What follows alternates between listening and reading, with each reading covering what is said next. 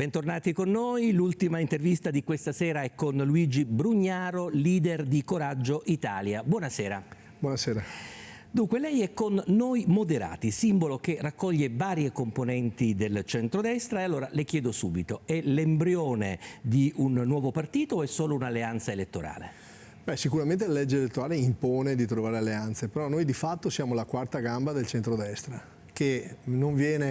cui non viene dato molto spazio, perché ai moderati, ai civici spesso si guarda con un po' di sospetto, perché siamo quelli tignosi, siamo quelli che vanno a vedere i dettagli, quelli che non si innamorano dei titoli dei giornali, ma invece, come tutte le persone che a casa sanno, bisogna fare proprio la sostenibilità, cioè far quadrare il pranzo con la cena, perché dobbiamo fare i conti e fare in modo che le proposte siano non solo serie, ma anche fattibili. Ecco, quello è il nostro ruolo, ed è un ruolo che svolgiamo nei territori. Allora, spieghiamo cosa unisce e cosa divide, in brevissimo, personalità come quella di Giovanni Toti, Italia al Centro, Maurizio Lupino con l'Italia e Cesa con l'UDC. Cosa vi innanzitutto unisce? Una grande esperienza amministrativa. Parliamo di persone che Giovanni amministra la Liguria, io sono il sindaco di Venezia, Maurizio Lupi è stato addirittura ministro delle infrastrutture, Lorenzo Cesa, non devo dirlo io, la storia dell'UDC, è uno dei fondatori del Partito Popolare Europeo. Per cui crediamo di essere in grado di poter rimettere in moto quelle illusioni, quelle idee che tante volte abbiamo visto. Pensate, siamo partiti nel 94 con Berlusconi, che ha avuto questo grandissimo successo perché si voleva un'Italia diversa, un'Italia che sognava. Poi è arrivato il tempo di Renzi, anche lì grande successo, e poi grandi delusioni. E poi c'è stato il periodo di Grillo, anche lì tutti a credere perché vuol dire che l'Italia c'è, che vuole un cambiamento, vuole essere al passo dei tempi. Non è che sia sbagliato il passato, semplicemente va aggiornato. Vediamo noi in che modo allora. Noi vogliamo interpretare questo nuovo mondo che c'è, che soprattutto pensa ai bambini, pensa al futuro. Ma prima di tutto bisogna chiedere qual è l'obiettivo. L'obiettivo sono i 20 anni avanti.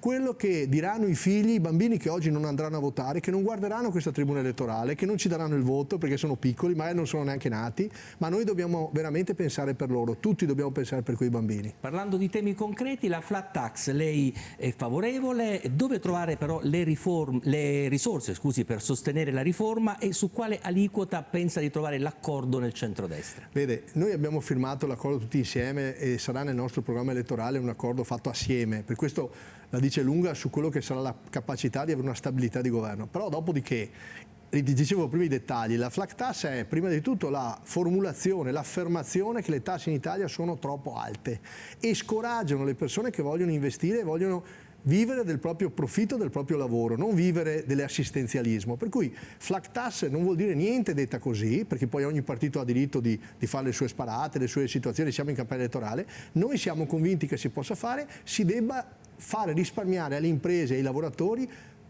proprio pezzi importanti che vanno allo Stato. Come? Prima di tutto efficientando lo Stato. Dobbiamo semplificare lo Stato, dobbiamo renderlo più leggero, che costi meno, deve costare meno. C'è l'informatica, c'è la telematica, nelle imprese, ogni imprenditore, anche quello più esperto, tutti i giorni va in fabbrica e controlla cosa può sistemare, cosa può limare, come può, perché continuamente si aggiorna. Perché non lo deve fare lo Stato?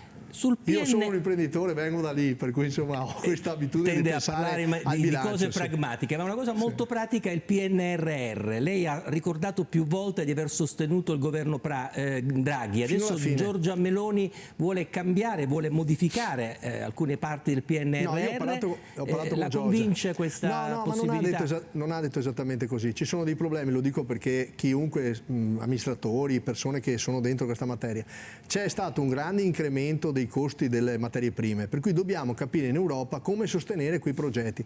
O li riduciamo, perché devono essere fattibili, tu non puoi fare le gare d'appalto con costi storici vecchi, per cui quelle risorse vanno aggiornate rispetto alle nostre esigenze, ma discutendone con l'Europa. Ma credo che se non lo facciamo noi sarà l'Europa a chiedercelo di andare a vedere. E guardi, io su questo del PNRR ci ho investito molto come città, i sindaci in prima linea sanno molto l'importanza di questo. Siamo in chiusura. Non ci sarà nessuna interruzione del PNR. Siamo in chiusura. In caso di vittoria del centrodestra, chi indicherete come premier? Beh, allora, abbiamo detto, io spero che i cittadini diano fiducia, perché prima ci sono le elezioni e bisogna rispettare i cittadini, e comunque saranno rispettati. Io credo che, come abbiamo detto, il partito che avrà più voti, più consenso, esprimerà la persona primo ministro. Se fosse donna, fosse Giorgia Meloni, tanto per capirci, io la conosco da 10 anni, vi garantisco, una persona serissima, una persona competente che studia e si impegna. Dopodiché ci siamo noi moderati, noi civici, che controlleremo che tutto venga fatto bene. E se gli italiani ci danno fiducia saremo un bel guardiano. Brugnaro, con un sì o con un no? Lei è sindaco di Venezia, ha detto che non si ricandiderà, ha ancora il tempo di ripensarci, lo farà o no? No, per rispetto ai cittadini io non mantengo sempre la parola data. Benissimo. Io ho avuto una responsabilità. E quindi conferma che non si candida. E continuo a fare il sindaco gratis. Il nostro tempo purtroppo è scaduto, grazie a lei per essere stato con noi, a tutti l'augurio di una buona serata.